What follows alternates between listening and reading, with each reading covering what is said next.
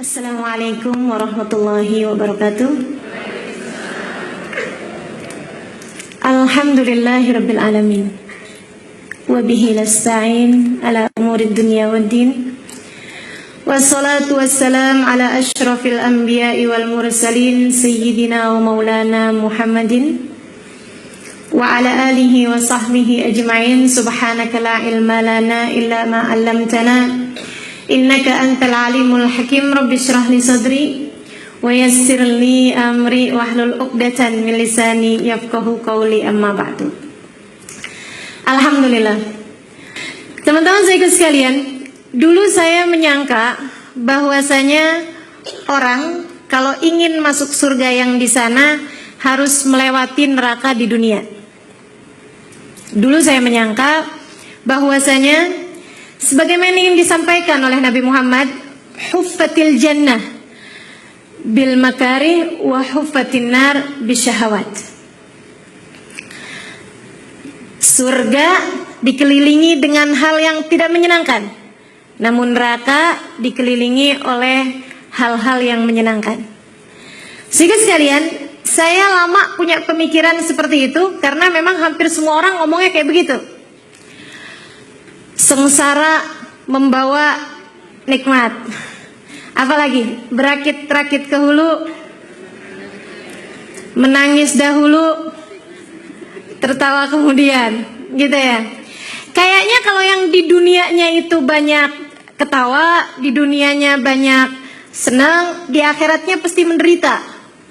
Dulunya saya kira begitu. Tapi ternyata habis pesantren cukup lama, tadi itu kan lama benar saya di pesantren. Saya kemudian jadi tahu bahwa ternyata yang namanya surgamu di hari akhirat itu dimulai dari surgamu di dunia. Ternyata duniamu ini adalah miniatur dari surgamu kelak yang ada di sana. Jadi siapa yang di dunianya bahagia, kelak akan bahagia di surga Allah. Siapa yang waktu hidup di dunianya susah, sengsara, dia juga akan susah dan sengsara di hari akhirat. Kebayang nggak? Teman-teman sekalian, udah nggak enak di dunia, nggak enak pula di akhirat. Mikir gitu ya.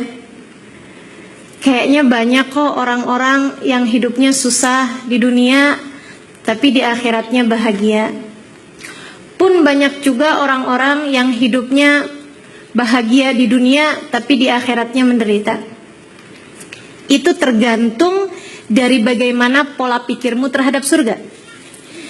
Jika yang kau kira sebagai surga itu adalah berupa satu, materi yang melimpah ruah, maka kita beda teori tentang surga. Kalau udah beda teorinya tentang surga, kita gak bakal bisa nyambung nih ceritanya. Teman-teman sekalian yang saya muliakan, orang kan menganggap bahwa yang namanya kesenangan surga, kesenangan, kebahagiaan, itu adanya pada berlimpahnya materi. Dan itu jangankan saya, yang ngomong sendiri gak yakin pasti. Pernah ketemu gak orang kaya tapi hidupnya gak bahagia? Banyak. Jadi gimana bisa yakin sama teori tersebut jika bahkan itu tidak sesuai dengan fakta yang ada? Teman-teman sekalian, kalau yang dianggap sebagai surga itu materi, maka niscaya ada tuh orang kaya, siapa itu namanya, yang sampai kemudian orang paling kaya katanya di Jerman, dia kemudian memutuskan untuk menabrakkan badannya di kereta. Di kereta lagi lewat, dia sengaja tabrakin badannya, mau bunuh diri gitu. Padahal kabarnya dia adalah orang yang paling kaya di Jerman. Teman-teman sekalian saya muliakan, kalau yang dianggap yang namanya bahagia itu ada pada karir yang bagus, jabatan, kemuliaan dalam pandangan masyarakat, maka kita juga kayaknya nggak sepakat. Karena yang namanya yang seperti itu juga nggak sesuai juga nih. Kalau kekuasaan bisa membuat orang bahagia, tentunya bacanya apa tuh? Itu presiden Brazil dia. Nggak bakalan nembak jantungnya sendiri, udah jadi presiden. Dia pastinya akan sangat bahagia. Tapi ternyata nggak bahagia, sampai nembak jantungnya sendiri. Kesian bener. Teman-teman sikut sekalian yang saya muliakan, kalau yang kau anggap sebagai bahagia, sebagai surga, ada pada kecantikan. Ya, coba teman-teman sikut sekalian, saya tanya, mohon maaf nih, mohon maaf. Yang pada operasi plastik karena merasa nggak cantik, itu sebenarnya yang udah cantik apa yang masih jelek? Yang udah cantik. Yang udah cantik. Malahan kupengen gitu kan, hidung kayaknya kurang mancung. Tiap ngaca nih hidung apa kutil. Sedih bener. Siapa tuh? Marilyn Monroe. Itu kemudian menenggak obat-obat sampai ditemukan mati overdosis. Teman-teman sekalian, jika yang kau anggap sebagai bahagia itu identik dengan ketenaran, popularitas. Kalau kita dikenal orang, kalau kita jadi orang yang kemana-mana selalu disapa orang, jadi setiap ngelihat orang dimintain tanda tangan gitu ya. Teman-teman sekalian, saya muliakan, baru-baru ini nih yang masih baru banget nih, si Robin Williams. Teman-teman sekalian, dia kemudian bunuh diri karena depresi. Dan yang ironisnya adalah dia seorang komedian yang kerjaannya menghibur orang. Rupanya menghibur orang tidak cukup menjadikan diri sendiri terhibur, diri sendiri bahagia. Berarti ini teori bahagia yang kayak begini nih nggak masuk. Bahkan kalau misalnya yang kau anggap dengan kebahagiaan, kalau saya sehat saya bahagia, kalau badan saya sesuai dengan kesehatannya, kepala nggak kenapa-napa, nggak ada papanya, kepala nggak ada papanya, badan juga semuanya saya akan bahagia. Saudaraku sekalian yang saya muliakan, niscaya pasti nih ada seorang dokter terkenal, namanya saya agak susah buat nyebutinnya. Ya apa tuh?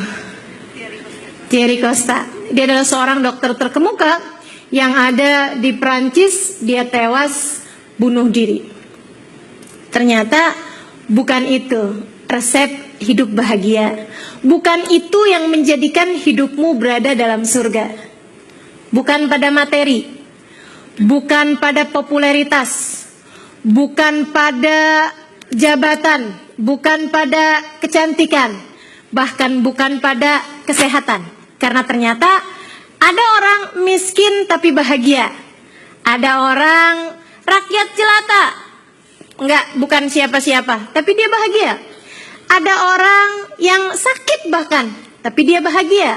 Teman-teman saudaraku sekalian, jadi yang namanya bahagia tidak identik dengan apa yang disampaikan oleh orang selama ini. Lantas apa sih yang namanya bahagia? Yuk coba kita teliti. Saudaraku sekalian, yang bisa ngerasain bahagia dari dirimu ini apa? Hati. Semua sepakat ya? Semua sepakat. Kalau lagi girang hatinya, itu kan kayaknya lagi ada di mana juga berasa ada di surga, walaupun adanya di penjara. Kalau lagi hatinya senang, mau kata sakit, lihat aja tuh orang kalau lagi jatuh cinta, kan hatinya senang tuh. Bisa loh orang pacaran di kuburan.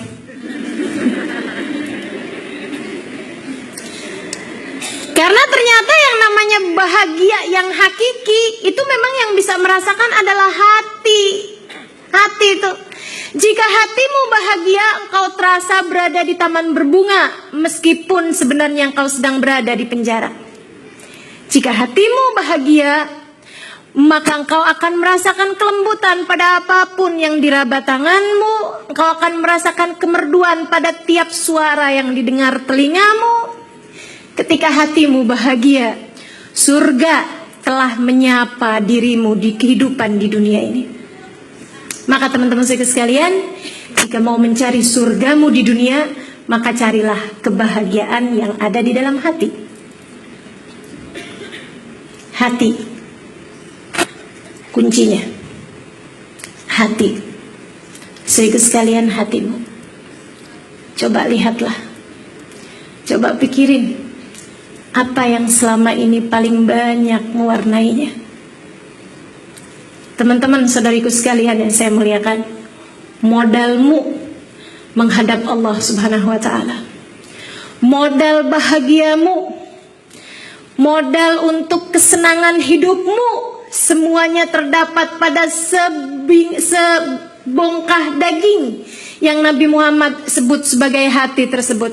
Dia adalah raja yang apabila memerintah dipatuhi oleh seluruh anggota tubuh. Idza saluhatil jasad kullah wa idza fasadatil jasad kullah. Hatimu, kata Nabi Muhammad, adalah sebuah daging. Kalau ia bagus, seluruh anggota tubuh menjadi baik. Namun jika ia rusak, maka pastikan seluruh anggota tubuhmu akan seperti itu. Saudara sekalian, kuncinya adalah hati. Terus hati mau kita bikin bahagia gimana nih caranya nih? Kalau orang-orang sebut dari ini dari itu, ternyata teorinya nggak benar. Coba kita dengarkan teori yang disampaikan oleh yang bikin hati. Yang bikin hati, yang menciptakan hati, Allah Subhanahu wa ta'ala berfirman di dalam Al-Quran, alladzina amanu wa tatma'innu qulubuhum bidzikrillah, ala bidzikrillahi tatma'innul qulub. Sesungguhnya orang-orang yang beriman, hati mereka senantiasa tenang dengan mengingat Allah. Tahuilah, hanya dengan mengingat Allah, hati merasa tenang. Maka bahagiamu letaknya di sana, kesenanganmu adanya di sana. Ada pada mengingat Allah sebagai yang menciptakanmu. Semakin banyak porsi Allah dalam hatimu, maka akan semakin bahagialah hidupmu. Dan semakin jauh dari mengingat Allah Subhanahu wa ta'ala, maka akan semakin menderitalah hidupmu. Jika hatimu hampa, ketahuilah, karena Allah pasti tidak sedang ada di sana. Sekali lagi, jika hatimu galau, hidupmu gelisah, pasti karena jatah Allah di dalam hatimu tersebut telah tergantikan dengan yang lainnya. Saudariku sekalian yang saya muliakan, saudariku sekalian yang saya muliakan, saya akan sampaikan beberapa hal yang di sanalah terdapat surga di dunia kita ini. Nyari surga alamatnya di sini nih, kurang lebih begitu ya. Mencari surga kan hanya alamat. Bang, surga mana bang? Panggil Gojek. Teman-teman sekalian yang saya muliakan, abangnya bingung, surga mana dia? Nih kalau habis ngaji di KPA tahu nih alamatnya surga di mana. Teman-teman sekalian, alamat surga di dunia yang pertama adanya pada iman. Adanya pada iman. Orang yang paling beriman adalah orang yang paling bahagia hidupnya. Dan orang yang tidak beriman jauh dari Allah Subhanahu wa ta'ala, maka dia akan menjadi paling galau hidupnya, paling rentan dirinya, paling labil kondisinya. Teman-teman sekalian, iman itulah surga kita. Allah mengatakan bahkan tentang orang-orang yang sudah sedemikian beriman kepada Allah, sampai Allah jadikan mereka sebagai para kekasih-kekasihnya. Ala inna awliya Allah la khawfun alaihim walahum yahzanun. Ketahuilah bahwasanya para kekasih-kekasih Allah Subhanahu wa ta'ala, mereka tidak pernah lagi memiliki ketakutan dan tidak pernah lagi bersedih hati. Kenapa? Allah penuh dalam hati mereka. Tiap ngelihat orang, yang dilihat Allah dalam hidup mereka. Tiap mau ngerjain sesuatu, yang dipikir Allah ridho nggak nih sama pilihan saya ini. Tiap mau memutuskan apapun, Allah gimana ini? Teman-teman saudaraku sekalian yang saya muliakan, mereka ini yang paling akan bahagia hidupnya.